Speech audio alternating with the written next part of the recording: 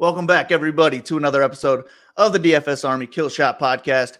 I'm Kyle Marley. With me this week is my new co-host, Monk MMA, and we're going to break down this UFC Vegas 68 card for you guys today. As I mentioned, Monk will be my new co-host. He'll be on the show with me each week, breaking down these cards for you guys. He'll also be over at dfsarmy.com, putting coaches' notes in the spreadsheets each week, answering questions in the Discord. So if you haven't signed up yet, go sign up now. Maybe use promo code, what is it, Monk? Yes, sir. You got it. All right, use promo code Monk, and you'll save 10% every month. Welcome to the team, Monk. How you doing today? How you feeling about this card? Thank you, sir. What a great card to kind of sneak my way into the DFS Army here. You know, we're not doing the pay-per-view till next week, so I'm getting a little, my inauguration, be a little bit, easy to just go in with. So I do enjoy that. I love being with the DFS Army here. Very excited to get started this week. We got an interesting card here. I think we can find some edges, though, in some DFS. So let's get into it, man. Hell yeah. Let's get right into it then. With the biggest favorite on the card in our curtain jerker, we have Tatsuro Taira, minus 1,200 against Jesus Aguilar, plus 750 or so. I don't really have a whole lot to say about this other than what the line is already saying. I think this is a setup fight for Taira. He should pretty much be able to do whatever he wants here. Do you have anything for us here other than I know this is a $9,600 price tag for Taira. 9,600, I don't believe has been the best price tag, but I believe we're 2-0 with 9,700. So it's kind of hard to say that they're getting priced out if 97 is 100%. But what are you thinking about this fight, Monk? Who was the other one that went 97? Was it Piper? Yeah, Piper. Yeah, I don't know that he made optimal, but Almeida definitely made the optimal lineup last week. My God, at 9,700, absolutely insane. So yeah, just for reference, 9,600, let's see, has been used 16 times against the $6,600 salary. It's made optimal just 3 times while maintaining an 87.5 win rate. So obviously it wins a ton of times. Obviously, we get like minus 1,200s, minus 1,000s up in this $9,600 price range. So it does win quite often, but it's just that too much expensive to make the optimal lineup for the most part. And guys, unless the average value for an optimal lineup player is 13.34, meaning you need about 13x to feel comfortable in making the optimal lineup, throwing salaries right out the window. 13x for Taira this week would be 128. If you think he's going to come out here and do, Jelton Almeida things to Jesus Aguilar, then definitely get him in a ton of your lineups because I think he's going to roll here, like you said. But man, I'm worried. He's averaging 101 per win, 106, 107 almost, and then 96 in his other win.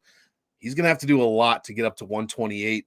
And honestly, he might just finish Aguilar too quick to even do that. So I might be under the field here. I'm expecting ownership to be probably about 40% because he's going to roll, and we only have 24 fighters. So I might be under the field on this one and look to play, more of the other 9K guys. But I love Taira here. Love him for the win, and I'll definitely have him rostered. Yeah, I would agree with that. And I would say we don't have to get to him at $9,600 in GPPs because there's other guys on this slate who can put up 100 plus and maybe knock him off the optimal lineup. But I would try and make it a point to get a minus 1,200 guy into my cash game lineup if you're playing cash games this week. So that would be where I start my cash game lineups this week. Just throw Taira in. I think it's a great matchup for him. Aguilar is primarily a grappler. You can tell he's a strong dude. He's got muscles, but I just don't know where he's going to be better than Taira other than just pure strength. I think Taira is much better on the ground, which is where Aguilar wants to be. And then I also think he has a big striking advantage here as well.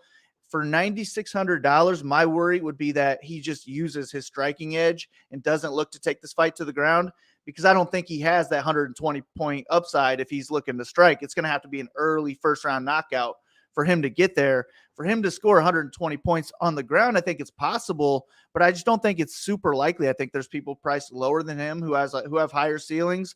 So I won't force him into lineups, but if I can afford him, then I definitely like him. I'll fade Aguilar for sure. I just have a hard time seeing him get it done in this matchup. I think this is a clear one for Taira all the way. If you can afford him, get him. Last thing on Taira, he's made the optimal lineup in both of his 2 UFC fights. I love guys like that going for 3 out of 3. Interesting. And that was, yeah, he scored 97 and 107 in those two fights. One was a decision, one was a second round submission. If you're scoring 97 in a decision, I like that. And this is an easier matchup, probably. So go Taira. It's just that I would prefer other people. There's at least one or two other people on this card who I prefer over him. Next one on the card, we have Jeong Yeong Park minus 200 against Dennis Tiuliulin plus 170. And I definitely agree with Park being the favorite in this matchup because he does have a clear wrestling edge. Tiuliulin isn't great at stuffing takedowns, and if Park can get him down, he could probably grind out minutes on the ground. The fight's pretty close on the feet as well. Either guy could get a knockout, but that's where Tiuliulin has a chance to win this fight. I think he could win a striking-based decision, and I also think he could get a knockout really in any round. That knockout's where his DraftKings ceiling will be. But I'm picking the underdog to get a knockout upset here. So I like Tiuliulin. He'll be one of my favorite underdogs on the card this week. If I make enough lineups, then I'll want some Park exposure as well because he could go out there and get 5+ takedowns, maybe control the fight for 7-8 minutes and score 100 in a decision where I do not see Tiuliulin having a 100-point decision upside here. But I'm not picking many underdogs on this card. Tiuliulin is one of them. For that reason, I'll be overweight to the field on him. But I saw you agreeing with me. You like Tiuliulin here as well, Monk? I completely agree here. Like you said, I mean, Nice. I can echo it perfectly. I don't like a ton of dogs here at all. Tiuliulin is definitely someone I will have in my lineup. He might be my highest owned dog, for sure. We know, you did a good job of everyone's saying the same thing, and they're not wrong this week. Park late, Tiuliulin early by KO is kind of how you're looking to play this one. At 7,700 here, so we know all that. I'll just give you a little bit of what I call the salary voodoo here. 7,700 is the best underdog salary to play statistically, and the third best salary to play overall out of all salaries, guys. The numbers here on this dog salary are ridiculous. If I could find it, here we go. It's been paired against 8,500 82 times since 1/1/21, and it's made optimal more than any other salary, guys. 29 times, 36% optimal. It has a 51% win rate as a dog salary, and when it wins, it makes optimal 69% of the time. These numbers are crazy good. I know they might not mean a lot if you don't watch my salary voodoo videos, but trust me, they are towards the top of all salaries overall, and it is a dog salary. So give me the power of Tiuliulin. Give me, it's so fun to say his name also, Tiuliulin. So you gotta give him a couple extra points for that. I love the Iron Turtle as much as anybody else. I just think it's Park late and Tiuliulin early. Therefore, I think Tiuliulin's ceiling is higher, and I think he can pay off that 7,700 a bit easier. So I'm in agreement with you. I'm in agreement with you here. Give me Tiuliulin by KO probably first or second round, and to hopefully make the optimal lineup. I like it. I wouldn't have known those stats. It's crazy that an underdog would be the third highest price or the third most optimal lineup salary of all of them. It's average ownership is 24%, and we're under leveraged. We're under owned 11%, guys. Like I said, it's making optimal at 35.5%, and we're only rostering at 24%. So you can definitely find some leverage here, and I think it's a good spot with a possible finishing fighter. Yeah, I see me having maybe 30% Tiuliulin, maybe more if the field ends up having more than I think, but he'll probably be my highest on underdog on the card. Maybe the main event will squeeze in there. We'll see. But I definitely like Tiuliulin here. All right, next one on the card, we got Jeong Kim minus 265 against Mandy Bohm plus 225. I'm just going to X both these fighters out of my player pool, to be honest with you. I'm not going to have 150 lineups this week. It'll probably be like 20 or less. And I just don't want any exposure to either one of them. I think this is a good matchup for Jeong Kim to get back on track. She's dropped her last 4 fights, but to better competition, and they were close fights. I think this is one where it should stay on the feet for the most part. I think she's the better striker with more volume. It's just that she doesn't put up enough volume to pay off a 9K DraftKings salary. The one time where she got a second round knockout, she scored like 113 DraftKings points. That's great. But other than that, she's never scored more than 68 DraftKings points in her other 8 UFC fights. So I'm not interested in that 9K salary. And the only real reason to use her is because it's a good matchup and nobody will be using her. So maybe something crazy will happen. Maybe she'll get the knockout. It's just that I'm not going to put my money there. I'll go elsewhere. And then with Bohm, I think she's like best used as a cash game underdog. If you need to punt that low, maybe she can get you 30 points in a loss, and I'm okay with that. But I don't see any ceiling for her either. So I just have zero interest in this fight. I'm picking Kim to win a decision here. But are you seeing anything different than me, Monk? Not really. Just maybe some FOMO here, to be honest. Which sounds crazy with these two fighters, but I agree. Kim is way too expensive. She's 900 over her average salary in her last 5. Like you said, she had one really good score, but her average points per win is 80 in her 3 UFC wins, and in one of those, like Kyle said, she scored 113. So if you know how averages work, that means one of her wins was like 50 some points or 60 some points. Just bad. I agree with you that she could be used for cash. Per loss, she's scoring 47 points per loss. That's number 1 on the entire card. Even Bohm, like you were saying, with a low end dog cash play, when Kim wins, her opponents are averaging 26.5 points. So that is not too terrible there. I don't know how I could roster Mandy Bohm. My only fear is, like I mentioned, the FOMO here is Kim like getting an early finish and Nadia Kaseming, this chick. But I don't see that. This probably goes to decision. I'll likely have like 10% of this fight, and it's going to be on the Kim side. The only other interesting fact is total optimal. So since in the past 2 years, they've had a total of 5 fights. No one's won any of them. They're 0-5 put together. But should be noted that 4 out of 5 of those fights, either them or their opponents, in this case, we know it's their opponents, have made the optimal lineup. So 4 out of 5 fights, these chicks are just putting people on the optimal lineup. So that's the only thing I would say about this fight. Maybe add 5% of each one just for that little tidbit. Yeah, that's interesting. Yeah, maybe if I'm using the DX over at DFS Army, I'll like allow up to 5%. But if I'm hand building, I just have a hard time seeing me click either one of these names here. But yeah, we have minus 330, I believe, that the fight goes to a decision. So that's around like 76%. This fight goes the distance, and I would say that might be even a little low. So yeah, I just don't see me using this one. But go Kim, get that decision. She probably wins 2 or 3 rounds. Yep. Next one on the card, we have the first of the Road to UFC finale fights. Hyun Sung Park minus 190 against Choi plus 160. And I don't really care for this fight too much. I believe it's minus 200 to go the distance. And I think Park would be the one who has higher upside if this fight does go the distance. And I also like him more for his grappling. So Park's going to be my pick to win this. How do you see it playing out, Monk? Who do you like in this one?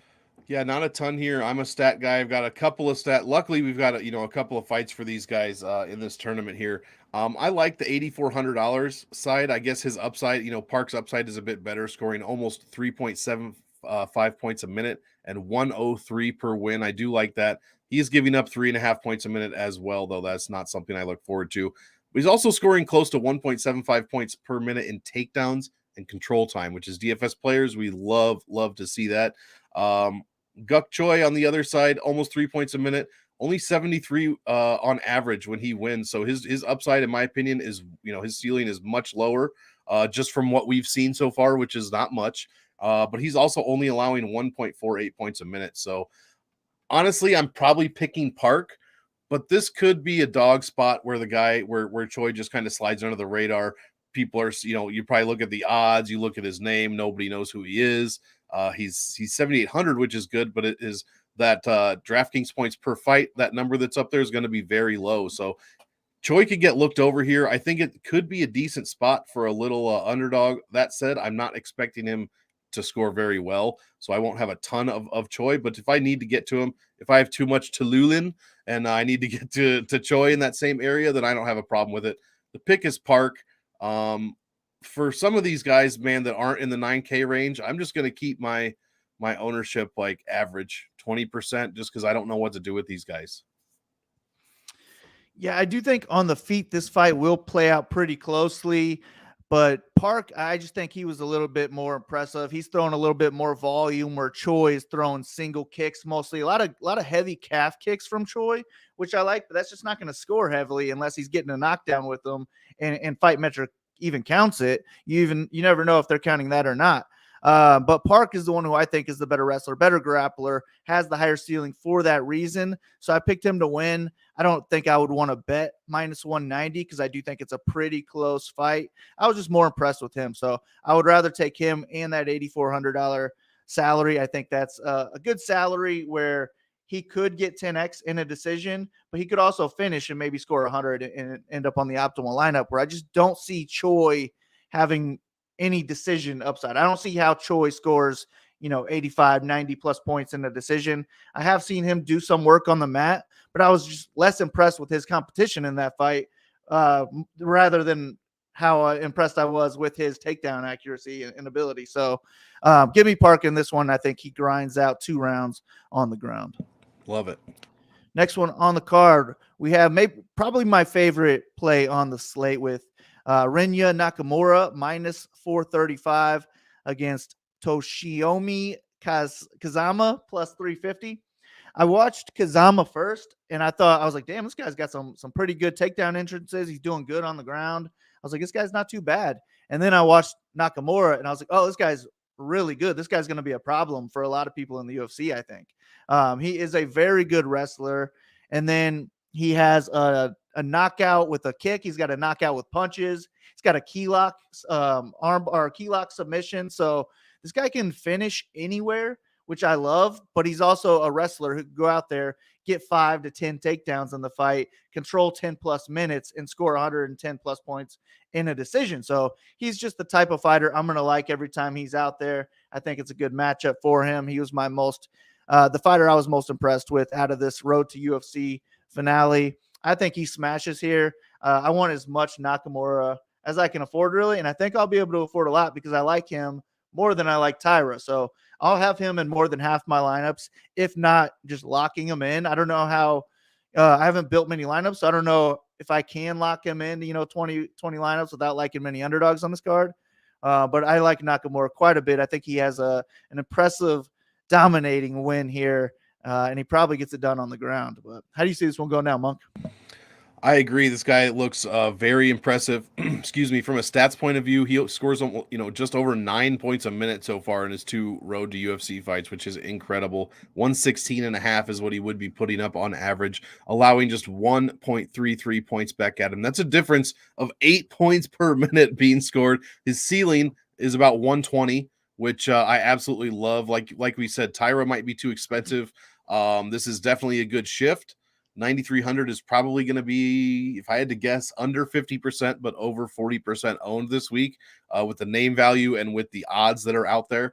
I think we could be safe in saying if you double, I bet you could get to 100%. You could lock this guy in there. Even with a couple of dog choices, you could find some decent lineups with that. But I think anything 70, 80% is a really good leverage play here. 9,300. They made Taira 96 just because of his 4-figure odds, minus 1,200 at this point or something like that. Nakamura is a little bit lower than that, and it's kind of going under the radar. So you could get a ton of this guy in there, maybe for some Taira. I'm not interested in Kazama pretty much at all. I think he's probably going to get run over here. I don't know how I'm going to even get to more than like 5% of this guy in a 20 max. Maybe if I need 69 is a decent underdog salary to play at that very low end, but his opponent Nakamura is just, I think it's just going to be too much. So I'm picking Rinya here. I'm picking him to smash, and I will have him in a ton of lineups, like you said. Yeah, I'm not going to get to any Kazama just because of the matchup. I think maybe in a future UFC fight, he could be a guy that I could target, and maybe he could have success on the ground. I just don't think that's going to be the case in this matchup. I think Nakamura smashes. I like him quite a bit. All right, next one on the card, we have another road to UFC fight. We have Jeong Yeong Lee against Lee, minus 50 favorite against Za plus 210. And I like Lee in this one. I think he is primarily a striker, but I believe it was the first fight of this road to UFC. He was taken down and he finished this guy with an armbar real fast. So he looked slick on the ground. I don't know who the better grappler is between the two, but I would give the wrestling edge to Yiza. I think that if Yiza wins this fight, he's probably got a good chance at scoring 10x or more. I don't know that he can go out there and grind out 2 or 3 rounds of wrestling. And I think Lee is going to have a big striking edge in this fight. And he comes out looking to finish guys early. So if Yiza can't go out there and get takedowns, I think that Lee gets a TKO at some point, and it could be high volume leading up to it as well. So I'll be fairly heavy on Lee. It's just that if he doesn't get the finish, he's probably only looking to strike out there. And I don't know that he would score great in a decision. He is minus 120 inside the distance, so that's better than 50%. I would imagine I get him in 40% or so of my lineups, and I think that would get me overweight to the field. I'm okay with some Yiza exposure as well, because any underdog who can score 10x or more in a win, I'll be interested in. It's just I doubt he would make my single entry, because I would be more looking at Lee there. How do you see this one going down? Yeah, I like it. I'm picking Lee here, the Korean Tiger. His numbers are crazy, but also have to be thrown out the window. He's got a 1.3 minutes of total cage time. This is over 2 fights in this tournament, in which he's scoring over 13 points a minute, and 123.5 on average is what he would be putting up. He also gave up 6 points a minute in that 1 minute of not quite UFC fight time here. I like Lee for the win. I think, like you said, if he can get it done quickly, he's going to score very well. So I will have him. I don't know. We're going to talk about the main event fighter later, who is $100 cheaper than Lee. I think I like that upside a bit more, to be honest. So I don't know where I'm going to be exactly on my ownership here. But Jia Yi, I don't mind him for a dog pick. 7,300. His numbers, are complete opposite. Instead of 1.3 minutes in the cage, almost 17 and a half minutes. He's scoring almost 5 points a minute, Kyle. 102.47 is his average score per win. He's giving up over 4 points a minute there, but he also, I think, has a decently high ceiling. To 13x that salary, he only has to score 97.5 points. I think this is totally possible. If Lee doesn't get him out of there soon, who knows what this guy looks like? I mean, really, the last 2 fights, we've seen him for 30 seconds, basically, each fight. So if this goes to, say, the 4th, 5th, even 2nd round, I meant 4th or 5th minute, even the 2nd round, what is Lee going to look like? So give me some Yi as well, as a very low underdog here, with the ability to put up some points. But the official pick is Lee. He's probably going to get it done inside the distance. I like it. And I'd be cool with, a fourth of my lineups having Yiza, just because he should be the one going out there looking to get takedowns in each round. And if he can have success with that, he'll probably score well doing it. So I always like that in any underdog for sure. Next one on the card, we have almost a pick 'em fight. Right now, the slight favorite is Anshul Jubli, minus 120 against Jeka Saragih, plus 100. I was kind of going back and forth on this one. I think that Saragih is the more dangerous fighter. He's looking to take his opponent's head off with every punch that he throws. He's got some really fast kicks as well. His wrestling didn't look too bad, but I do think Jubli is the one with the wrestling edge in this one. And I also think he's going to be the one pushing forward, kind of setting the pace in the striking as well. He's the more technical striker, in my opinion. So I think if this fight ends early, it's probably Saragih. He has a high ceiling in his wins. It could be 100 plus. He could get a knockout in any round. But I think Jubli is the more often minute winner in this one. And I think it would be smart of him to look for takedowns early and often to keep Saragih guessing. So I prefer Jubli in this one. If I need to save the $200, then I'm fine going down to Saragih here. But I think this is one where I would want it in maybe half of my lineups, because it could end early. And I could also see Jubli winning a decision and scoring more than 10x his $8,200 salary here if he is looking to wrestle. So I like this fight all around, but I'm picking Jubli to get it done. Who do you like in this one, Monk? Well, we're finally going to slightly disagree, which I'm sure the viewers will like. I'm going to lean Saragih here. And like I said, I don't know anything about these guys.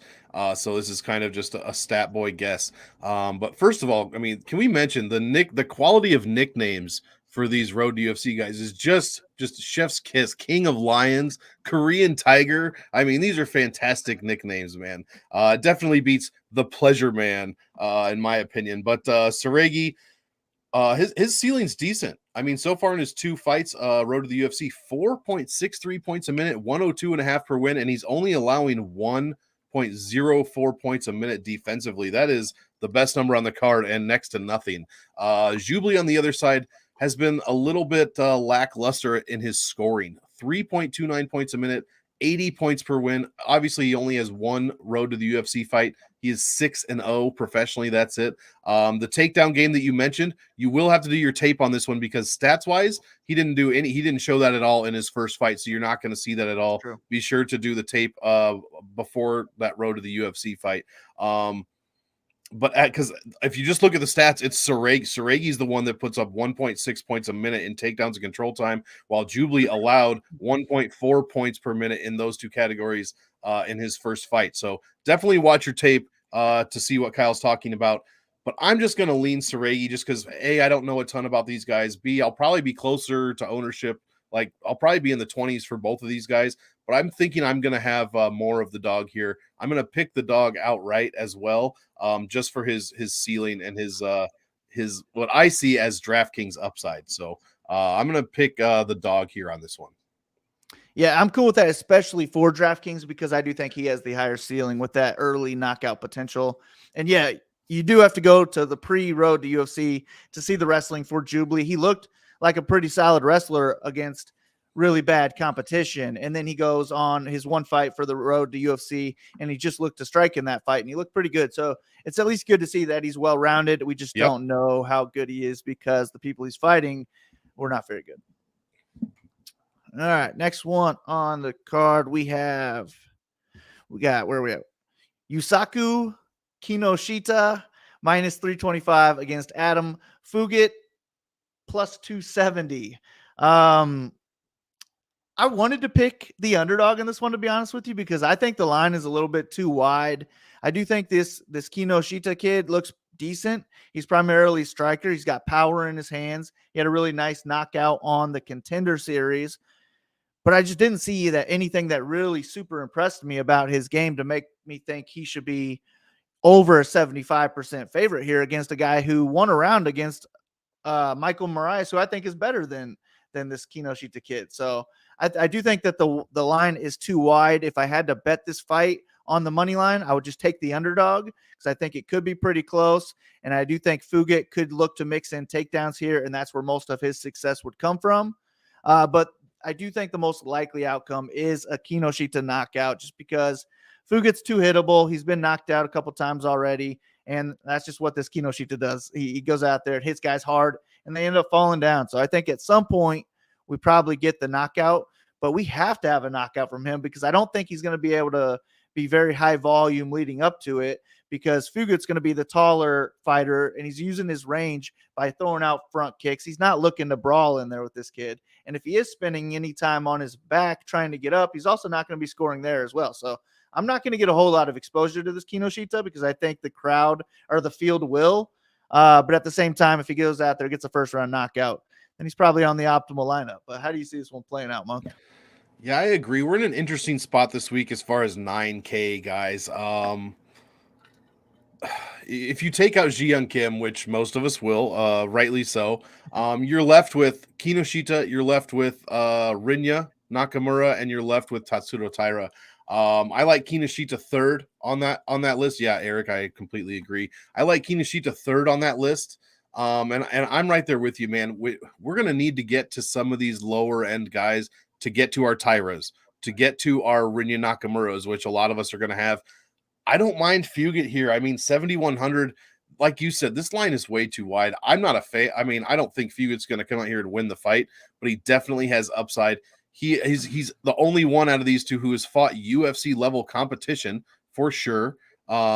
Professionally, Kinoshita has 7 fights, so we got to keep this stuff in mind. The strength of schedule is not even close, guys. I calculate strength of schedule for their last 5 fights, everyone on the card, and I do it just like the NCAA does for BCS or backwards, however you want to say that. Same exact math. Fugitt's strength of schedule is 11, 12, 15 points better than Kinoshita in every single category. As you would expect, Fugitt's got 11 fights, which isn't a ton.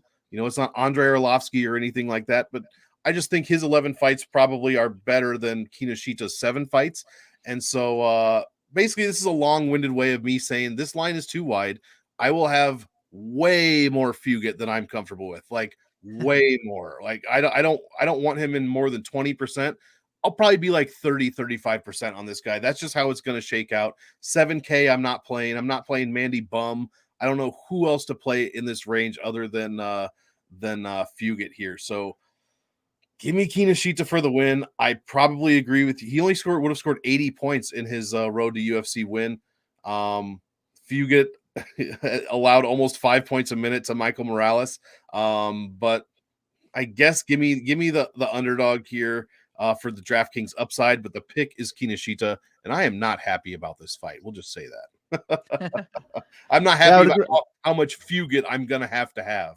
I would completely agree. I probably do end up with more Fugitt than I would like, because he's an underdog who I could see winning. I don't really see him having 100-point upside, but at the same time, if he gets the win, I feel like he's scoring 10x or more, and I'm cool with that, especially for how cheap he is. So I'm okay with him in all formats, but more so in GPPs because he does have a low floor with Kinoshita's knockout ability.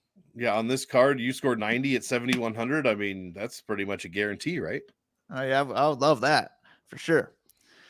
All right, next one on the card, we have the return of Duho Choi, minus 190 against Kyle Nelson, plus 160. And back in like 2015, 2016, Duho Choi looked like he could be a potential champion in the future. And then he had to go away for like 2 years of mandatory military service, and he just hasn't looked the same since then. He's dropped his last 3 fights, been knocked out in 2 of them. But I think this is a good matchup for him to get back on track. Nelson does have power. I think he is live maybe to knock out Choi for the 3rd straight time here. But if he doesn't knock out Choi, I just don't really see him winning this fight. Maybe he can get some takedowns, but I don't know that he does a whole lot with them. And I'm just much more impressed with Duho Choi's skills and really ability to finish on the feet. If Nelson doesn't finish this in the 1st round, I just think Duho Choi can pick him apart as the fight moves along. And I think Duho Choi can finish him in the 1st round, the 2nd round, really any round. So I'm going to go with Duho Choi to get back on track here. I do think we're going to need the knockout from him for him to make the optimal lineup, because he probably won't look for any takedowns here. He's not super high volume. So if he does win a decision, I doubt he would even hit 10x. But I'm picking him to get a TKO. So I like some Duho Choi here. And on the other side, I'm not against Kyle Nelson because he does have 1st-round knockout potential. If that happens, he's on the optimal lineup. But I'll probably like be in the 15% range on Nelson, something like that. How do you see this one playing out, Monk? I like that 15%. Nelson, yeah, he's 1-4 in his last 5 in the UFC, with 3 finish losses. So that's kind of how we're looking here. When most guys come off of a 3-year layoff like Duho Choi, we ring rust, is that going to be a question? And most of the time they actually don't perform very well. I mean, this is a different scenario. Duho Choi was gone for acting. It's not like he was trying to like backpack through Europe and find himself or some bullshit. This dude is an active military, so like I'm sure he's been staying in shape, and I'm sure he's been staying training as well. His last 3 not so good. Losses to Jourdain, Stevens, Cub Swanson. That was back in 2018, 2019, 2016. So it has been a while, as my guy Aaron Lewis would say. But Kyle Nelson, like I said, 1-4. He's lost to Diego Fajeda, Matt Sales, Corentillo, Jai Herbert. So Corentillo, obviously the best name on that list. This dude lost to Marco Polo Reyes. You try to Marco Polo that guy, nobody can find Marco Polo now. He got knocked out in basically under 2 minutes there. I'm just not impressed with Kyle Nelson. I don't like the 3-year layoff for Choi, but I will have more of him. I'm hoping he gets it done inside the distance. He was averaging 3.2 points a minute before, he's been gone for so long, while Kyle Nelson's only averaging 2 points a minute. He gives up 4 points per minute defensively.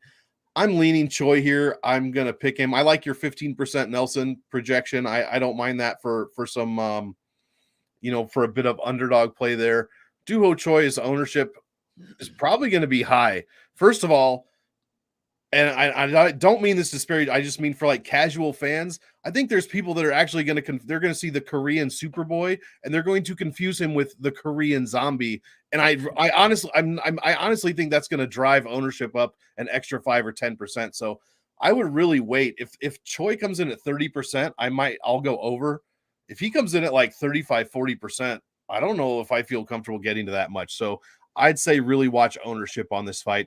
I like Choi for the win. Yeah, good point. Ownership will kind of dictate what I do with Choi, I would say. Kind of whatever the opposite of the field does. I think that's a safe call there. All right. And then, I mean, all these fights that we talked about, the ones that we do like, ways that we can get to them is by fading this next fight.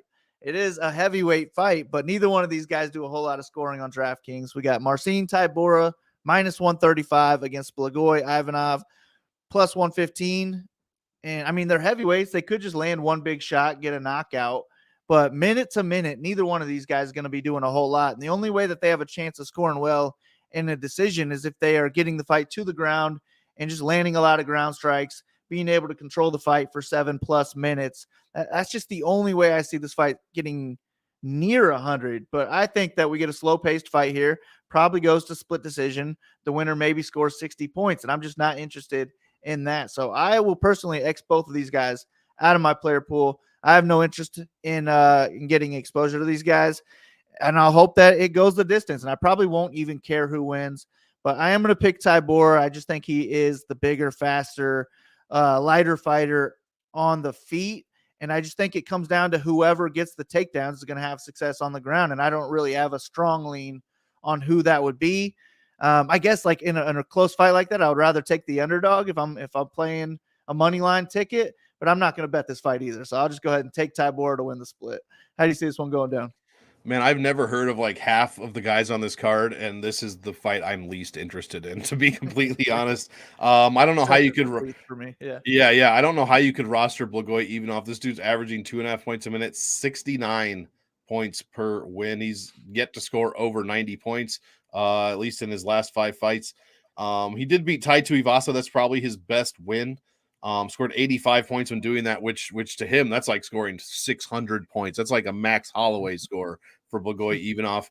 If I'm taking a side, I'm taking Tybura, 8,300. He scores better points per win.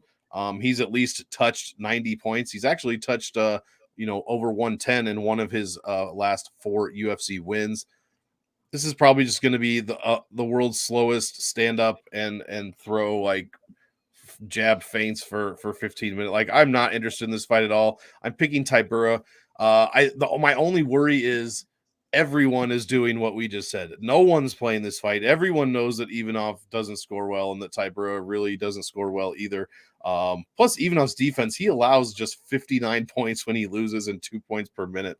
My only fear is that everyone's going to be under the field, and God, I can't even advise you to play 5-10%, maybe play 5-10% over, but even then, that might just be throwing tickets away. The winner of this one could score 70 points. So yeah, overall, I'm fading this one. I guess the pick is Tybura. Not impressed. I mean, the DraftKings upside is definitely Tybura. Not impressed with Ivanov at all. He'd have to come out here and like KO Tybura in the first round and put up 100 and something for me to even start to change my mind about rostering Ivanov. So that's kind of how I see this one. Yeah, I mean, if they were, sub 10% owned, then maybe I could have some interest. But I doubt that would be the case. I'd rather let the field take their chances, and I'll look elsewhere and hope that this one goes the distance. Yeah, it's a heavyweight fight, probably going to be 20% owned on each side. And that's just, I don't want anything to do with that. Exactly. All right. Next one, we have the co-main event. I am more interested in this fight. We got Da-Un Jung minus 240 against Devin Clark plus 200.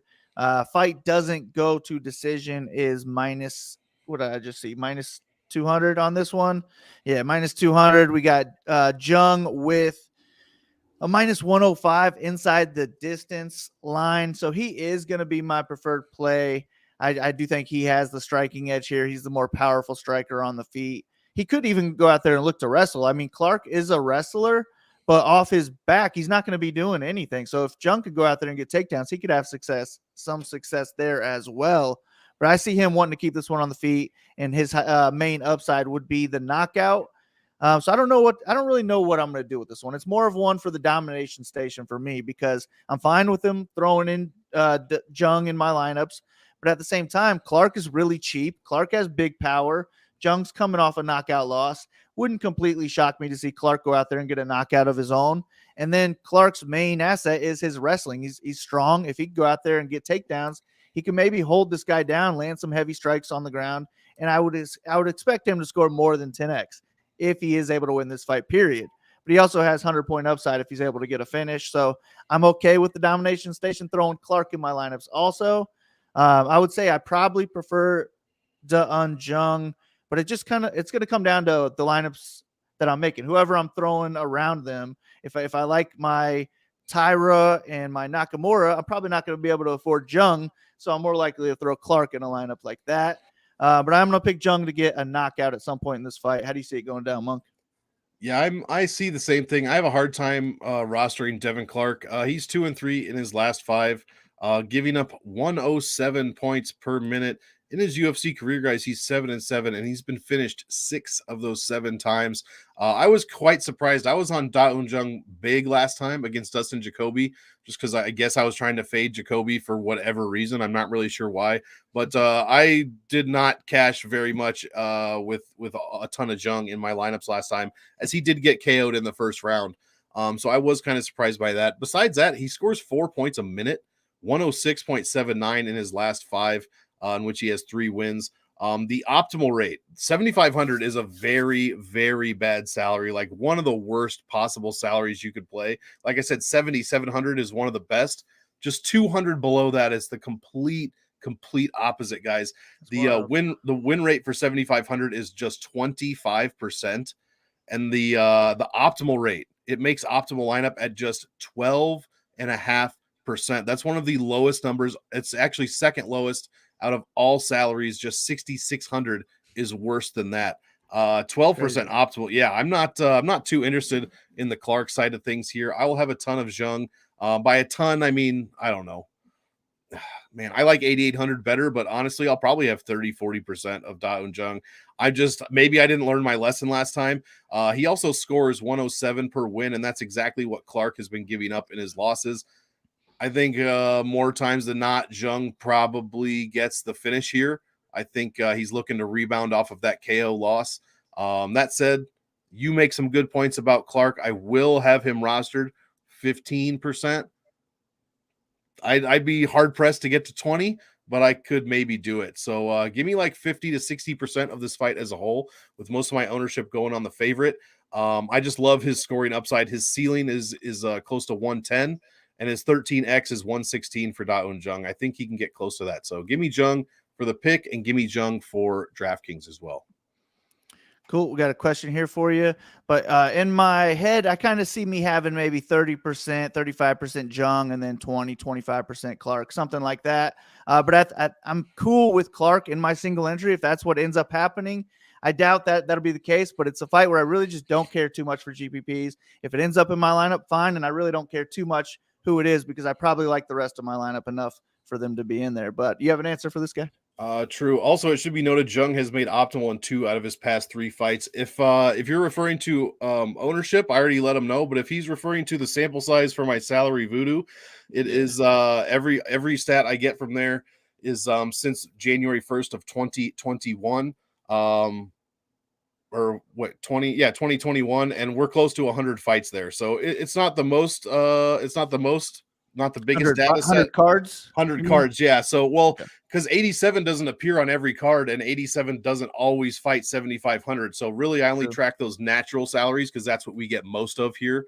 And so we're close to like 100, or like 80 or 100 cards where 87 has fought 75. So we're right around that area. I like the sample size, but I wish it could be bigger. It's just DraftKings scoring changed at the beginning of 2021. Guys used to be like $10,000 and shit was crazy. So they've kind of normalized it now. Yeah, I think it's pretty good sample size for sure. Yeah. All right. Yeah, you got anything else you want to add on that co-main event? Not to that one. I am looking forward to I want to see Da Eun-jung get a win here. That's what I'm looking forward to most. Yeah, I think we probably will. All right, let's go with the main event, my all-in fight. We got Sergey Spivac minus 225 against Derek Lewis plus 190. Fight doesn't go to decision is minus 750. And I just think whoever wins is going to end up on the optimal lineup. Probably scores 90 plus, more likely 100 plus points in this one. And the only, in my opinion, the only reason not to use this fight is because last time they were scheduled to fight, Derek Lewis pulled out after the lock, and now there's no more late swap. So if that happens again, you're just fucked with every single lineup you make. If you're all in, you lost. So that's really the only reason. However, if this fight kicks off, I think it's either a knockout on the feet from Lewis or a domination on the ground from Spivac. Either way, I think it scores well. Who do you like in this one, Monk? Yeah, I completely agree. I mean, I want to see the odds of this fight getting canceled for a second time. It's got to be crazy, astronomical, but not outside the realm of possibility. I mean, how can we break I can't break this fight down any differently than your average capper. It's going to be Lewis by KO, like you said, or Spivac by probably ground and pound, or just ground and pound later on in the fight. My worry about Lewis is, I mean, he looks fantastic. Let's not get it twisted. I mean, I don't know, are those pictures real that I've been seeing on Instagram where he looks like svelte, as my grandmother used to say, looking pretty good out there, looking like he's trying to drop down to light heavyweight or something. Obviously not, but he's looking good, man. He is almost 38. In fact, he'll be 38 in just about 5 days or so.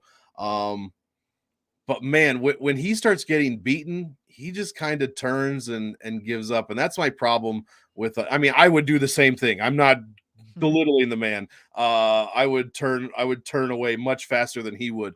But that's why he's only 2-3 in his last 5. But he's fought Blades, Gone, Daukus, Tuivasa, and the killer among killers, Sergey Pavlovich, while Spivac, Jared Vandera, Alexei Olenek, who I like, but is in the AARP. Lost to Tom Aspinall, beat Greg Hardy, who's Greg Hardy. Not a great lineup. So the strength of schedule is going to Derek Lewis. But man, Sergey Spivac's upside is gigantic, man. This dude scores 5.17 points a minute in his last 5, 114 per win, all while giving up just 2 points per minute.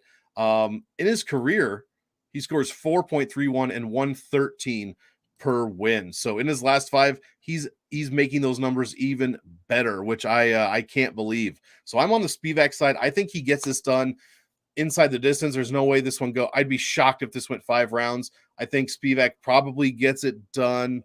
He's not going to Pavlovich Lewis. I would be shocked to see that, but I think he gets this done after some wrestling in the late second, third rounds. Just ground and pound finally gets Lewis out of there. But you do have to roster Lewis for the obvious nuclear option. So yeah, like you said, close to 100%. I'd almost want to go under, but fights like this, people always talk about how much they're going to, not like us, but like most people talk about how much they're going to roster the fight. And then you see ownership and it's like 60% total. It's like 40% Spivac, 20% Lewis. I'm going way over, man. I'd be shocked if I had less than like 75% of this fight. Probably 3-1 ownership on Spivac for that huge DraftKings upside. Lewis scores terrible per minute. Only scores well, I think, like a commenter said. Yeah, like Eric said, if he gets that early KO, which could happen. Spivac's been finished a couple of times in the UFC, but my money's on Spivac. Probably second, third round, ground and pound finish. Roster both of these guys. Get these guys in your lineups. And hopefully, I mean, like I said, what are the odds that this fight doesn't happen twice in a row? It would be the first time in history. So I'm really not counting on that. Yeah, same. And I won't build a single lineup that does not have this fight. No. Every single second this fight's on the feet, Spivac is in danger of getting knocked out cold. And if it's in the first round, really any round, I think, even if Lewis is losing rounds and he comes and wins in the third, fourth round, he's going to be cheap enough where he still has a good chance of making the optimal lineup. So I just think any knockout from Lewis is going to be fine.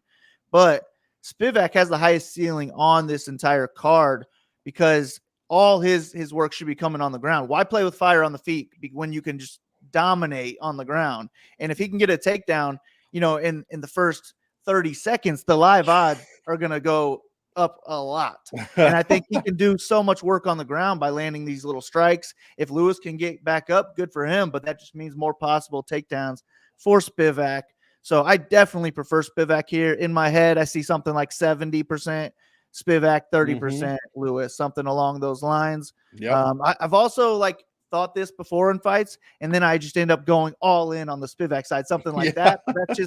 That's just so dangerous with a guy like Lewis. It wouldn't shock me at all to see him get that first round knockout, and then 100% of Spivac lineups would be dead. So I don't think this is the fight where I'll do that.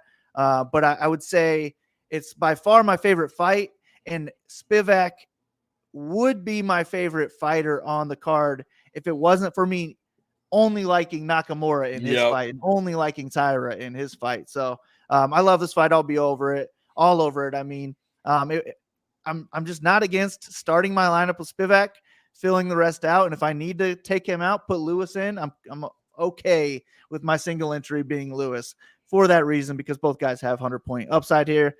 Just load up on this fight. The winner's going to score well. I prefer Spivac, and I think he gets it done. And I agree, second round, probably just a couple takedowns and just get some little ground and pound until the ref steps in and stops it. But I think he probably puts up 120 points in the process, and that might score more than anyone else on the entire card. Yeah, I agree. Anything you want to add on this? Yeah, last thing, his ceiling is in the 130s, which is the highest on the card, according to my stats. And he's also made the optimal lineup in 3 out of his past 5 fights. 2 of them, he scored over 130 points. 4 of his last 4 wins, 3 of his past 4 wins, he's put up over 110. So huge ceiling for this guy. Nice. All right. Well, that wraps up the card. To end each card, though, we like to pick a kill shot, somebody we think might go overlooked by the field, but could be the key to that 100K lineup. Do you have somebody in mind this week, Monk? You want to go first? I'm going to go Mandy. No, I'm just kidding. I'm going to go Dennis Tiuliulin. Like I mentioned him before, this is one of my favorite dogs on the card, 7,700. Fantastic salary to play. 123 is what he scored in his last one, 4 points a minute. Park allowing 120 in his last loss and 127. He has 2 UFC losses in his career. He's giving up 127 on average per loss. If Tiuliulin gets this done, he's going to score huge. I like Tiuliulin for the kill shot. Hopefully he does better than Carlos Hernandez, which was the last kill shot I gave out a few weeks ago. So he's got to do better than that. Give me Tiuliulin at 7,700 here for the upset. I like it. That's where I was going to go. That's why I figured I'd let you go first, because I figured we might both go that way. I'm going to take Duho Choi to get back on track. First round knockout over Kyle Nelson. Hopefully he looks really impressive in the process. But I'll take a favorite as a kill shot this week. It hasn't been a whole lot of underdogs I like lately. So maybe if that's how the cards play out, then and we load up on that Tiuliulin, maybe we'll just take home all the monies if he's the one who wins. Yeah, that's what I'm talking about. Even Fugitt, I like Eric's pick in the chat. Fugitt, like I said, I'm going to have way more Fugitt than I'm comfortable with. But, man, if he gets that win, bud, optimal lineup is all day for him. I agree. Yeah, I'll be overweight on that as well. So hopefully we're all right, and maybe we win some 100K. We'll split it together. There we go. But you have anything else you want to add to end this card? Man, that's going to be it. I'm looking forward to the card. Like I said, I'll be staying up. I'll have my my energy drinks, whatever. I'll be silently screaming at the TV as to not wake up my girlfriend. Other than that, man, really, it's really just bottled up excitement for next week's card when we get Islam Makhachev and Alex Volkanovski. My God, just cannot wait for that one. Woof. Hell yeah. Hopefully we can make this card a bankroll builder for that next one. Yes, sir. Yes. Well, good luck to you this weekend, Monk. Good luck to everybody listening. Hopefully we can win a tournament, but see you next time. Go win something.